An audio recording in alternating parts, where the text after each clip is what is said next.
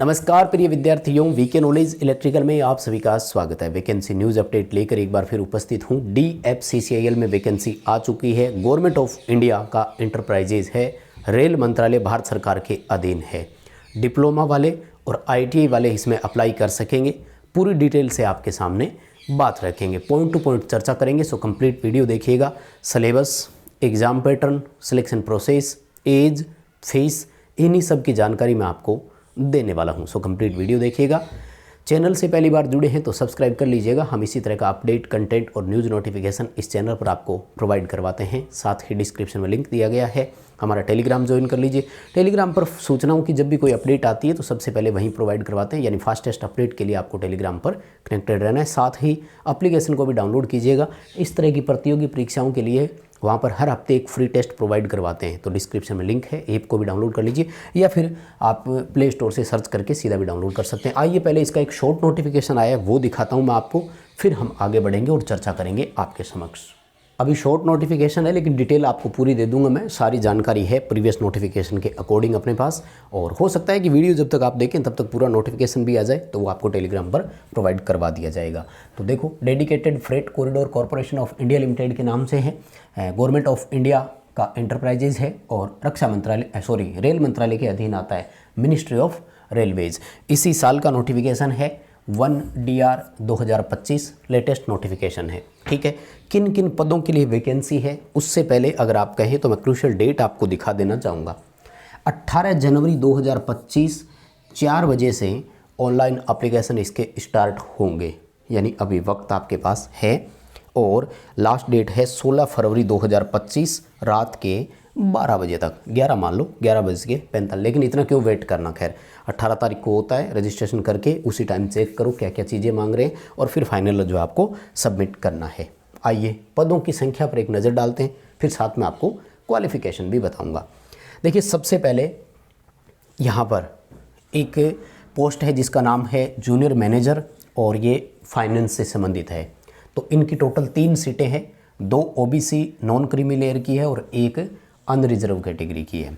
Executive civil की total 36 सीटें हैं, यानी 36 सीटें एग्जीक्यूटिव की, 16 अनरिजर्व की है, 7 SC के लिए है, 3 ST के लिए है, 9 OBC वालों के लिए है और 3 EWS की यहाँ पर सीटें हैं।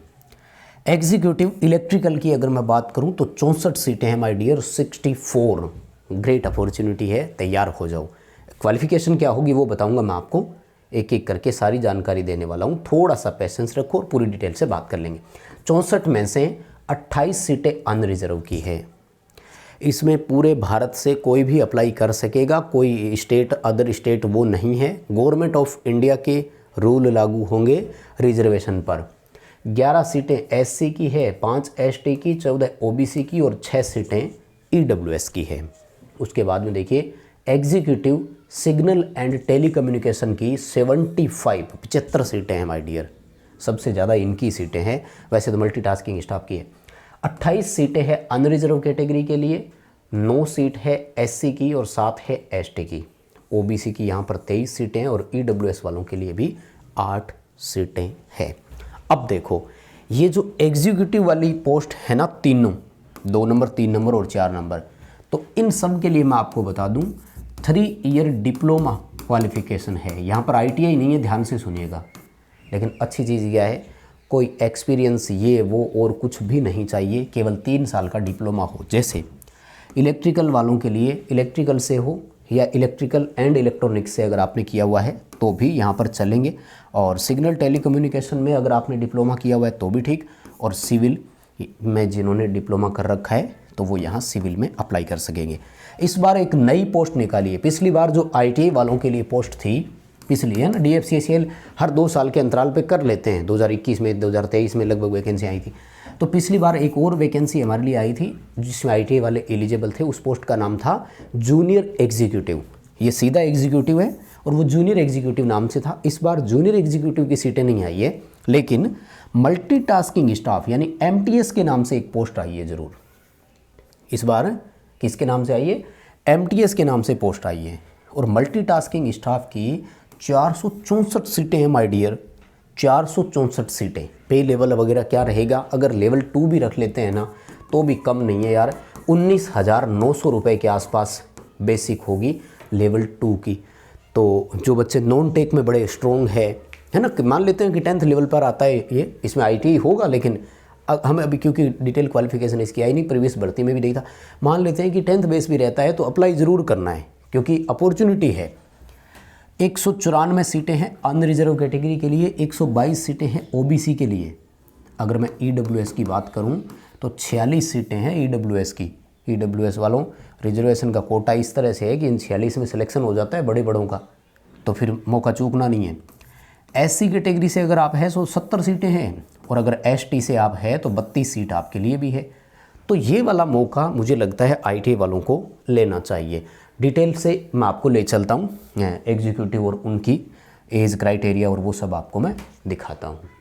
चलो एक बार एग्जीक्यूटिव की मैं थोड़ी सी कुछ डिटेल आपको और दिखा देता हूँ प्रीवियस वैकेंसी के अकॉर्डिंग। ये देखो क्वालिफ़िकेशन में क्या क्या रखा गया है। हाँ, क्वालिफ़िकेशन में एक चीज़ ज़रूर है, मिनिमम 60% मार्क्स है। देखो 3 ईयर का डिप्लोमा हो, इलेक्ट्रिकल में हो, इलेक्ट्रॉनिक्स से हो, पावर सप्लाई में किया हुआ हो, इंस्ट्रूमेंटेशन एंड कंट्रोल यानी C&I बोलते हैं शॉर्ट में इसे, और इंडस्ट्रियल इलेक्ट्रॉनिक्स या इलेक्ट्रॉनिक इंस्ट्रूमेंटेशन में या अप्लाइड इलेक्ट्रॉनिक्स से किया हुआ हो, डिजिटल इलेक्ट्रॉनिक्स में किया हुआ हो, पावर इलेक्ट्रॉनिक्स में किया हुआ हो, तो आप यहाँ पर एलिजिबल है। लेकिन याद रखें आपके 60% से कम नंबर नहीं होने चाहिए डिप्लोमा में, ये एक बड़ी बात है। और इम्पोर्टेंट चीज़ एक और क्या है कि मेडिकल स्टैंडर्ड आपको A3 का चाहिए, ठीक है ना। A3 कोई ज़्यादा नहीं होता है, चश्मा वश्मा लगी हुई हो तो वो इसमें एक्सेप्ट हो जाता है। एज बता देता हूँ मैं आपको, है ना। तो जितने भी एग्जीक्यूटिव वाली पोस्ट है ना, इनमें एज का क्राइटेरिया 18 से लेकर 30 साल तक का रहता है। और ये मैं हमेशा बोलता आया हूँ कि ये वाला जो क्राइटेरिया है ये किसके लिए होता है, अनरिजर्व कैटेगरी के लिए होता है। माय डियर, वीडियो बनाने के लिए बहुत मेहनत करते हैं, बदले में एक लाइक ज़रूर मांगूंगा। वीडियो को बिना लाइक के नहीं जाएंगे प्लीज़।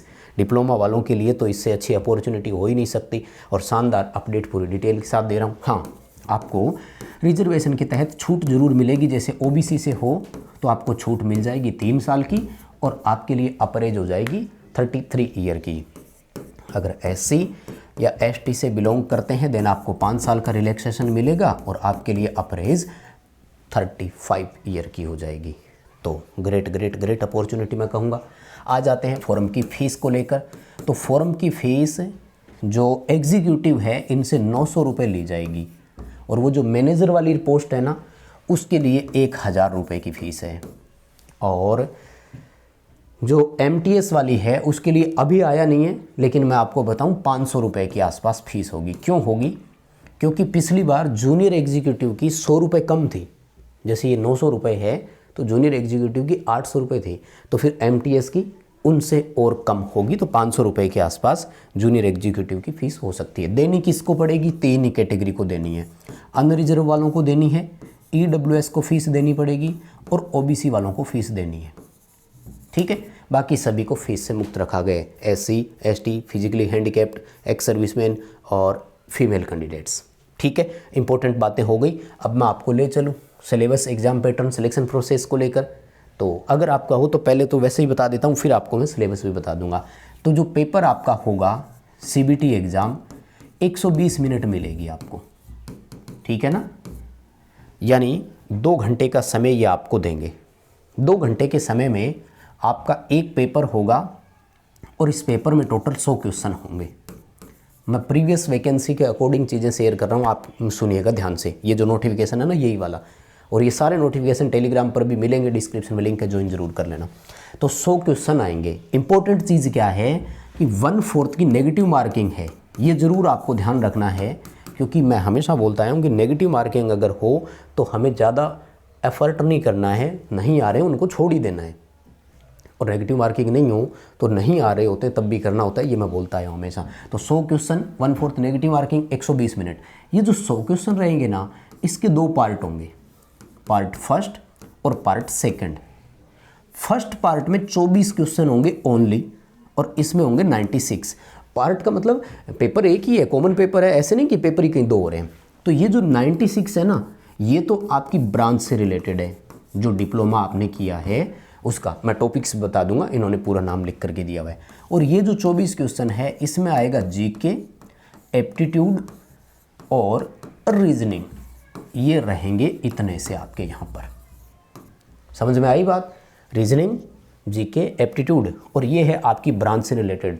जूनियर एग्जीक्यूटिव के लिए 60 क्वेश्चन थे, 60 टेक्निकल के थे और 60 क्वेश्चन नॉन टेक के थे। लेकिन एग्जीक्यूटिव की मैं बता रहा हूँ तो एग्जीक्यूटिव की यही है।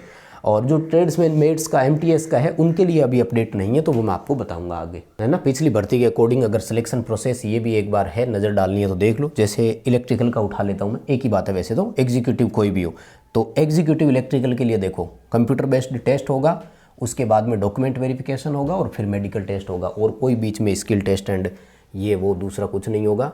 और पेपर का मैं बता चुका हूँ, 2 घंटे का समय होगा, 1/4 नेगेटिव मार्किंग, पेपर हिंदी और इंग्लिश दोनों में होगा, ठीक है ना। और पेपर में आपको मैं बता ही चुका हूँ क्वेश्चन किस तरह से रहेंगे। मिनिमम वो कैटेगरी वाला वो है, इसमें कोई ज़्यादा ज़रूरी नहीं है, ठीक है ना। कंप्यूटर बेस्ड एप्टीट्यूड टेस्ट ये आपके ऊपर लागू नहीं था। मैं आपको ले चलता हूँ सीधा सिलेबस पर, है ना। एग्ज़ाम फीस देखो बता ही चुका हूँ। हाँ, जूनियर एग्जीक्यूटिव की 700 थी, सॉरी मैंने 800 बताई थी ना। तो इस बार जो ITA वालों के लिए आ रही है MTS वाली, उसमें 500 रुपये होगी, और एग्जीक्यूटिव की तो 900 ही रहेगी। ये देखो सिलेबस आपका, जो टोटल आपको 120 क्वेश्चन बताए हैं ना, उनके हिसाब से, सॉरी मैंने 100 क्वेश्चन बताए थे आपको, है ना। 96 और 24, ओके, तो जोड़ मेरा ही गलत हो गया, कोई बात नहीं। टोटल क्वेश्चन 120 ही रहेंगे, 60 और 60 उनके लिए था, और आपके लिए 24 और 96 आएंगे, सॉरी। लेकिन टॉपिक देख लो, ये रहा आपके सामने, जूनियर मैनेजर सिविल का, और junior manager operation and BND, junior manager mechanical का। तो इसी तरह से देखो, एग्जीक्यूटिव सिविल, एग्जीक्यूटिव इलेक्ट्रिकल, ये देखो एग्जीक्यूटिव इलेक्ट्रिकल का मैं आपको बता देता हूँ। 24 क्वेश्चन है जनरल नॉलेज, एप्टीट्यूड और रीजनिंग के, और 96 क्वेश्चन, सॉरी टोटल 120 क्वेश्चन है भाई, 120 मिनट में, ठीक है। 120 मिनट और 120 क्वेश्चन बताया तो वहाँ भी सही था, 96 और 24 ही बताए थे, जोड़ गलत रह गया, सॉरी। तो देखो क्या क्या आएगा, सर्किट एनालिसिस आएगा, मशीन्स आएंगी, अब इसमें सारी मशीन है, AC DC दोनों मशीन है, जनरेटर सारे, ट्रांसफार्मर वो भी आएंगे, इलेक्ट्रॉनिक्स आएगा, मेजरमेंट आएगा, कंट्रोल सिस्टम आएगा, और मटेरियल सिस्टम, और रेस्ट, मतलब इनके अलावा भी कुछ बच गया हो तो वो आप प्रीवियस पेपर पढ़ेंगे और उनके अकॉर्डिंग जो है वो आप देख सकते हैं। क्वेश्चन सबके 120 ही थे। ये देखो जूनियर एग्जीक्यूटिव इलेक्ट्रिकल की मैं अगर बात करूं, पिछली बार 60 क्वेश्चन थे। खैर अब तो बात करने की जरूरत नहीं, क्योंकि इस बार पोस्ट का उन्होंने डिटेल दिया नहीं। तो डिप्लोमा वालों बच्चों के लिए अपॉर्चुनिटी इसमें है, एग्जीक्यूटिव के लिए अप्लाई करो, और अच्छा खासा आपको यहाँ पर पोस्ट भी देखने को मिल गया, तो अप्लाई ज़रूर कीजिएगा। और कोई भी जानकारी रह जाती है तो फाइनल नोटिफिकेशन आने पर आपको नोटिफिकेशन टेलीग्राम पर प्रोवाइड करवाएंगे। चैनल को सब्सक्राइब जरूर करेंगे। प्लीज़ इस वीडियो को लाइक कीजिए, और कोई क्वेरी रह गई हो तो कमेंट कर सकते हैं। बहुत धन्यवाद।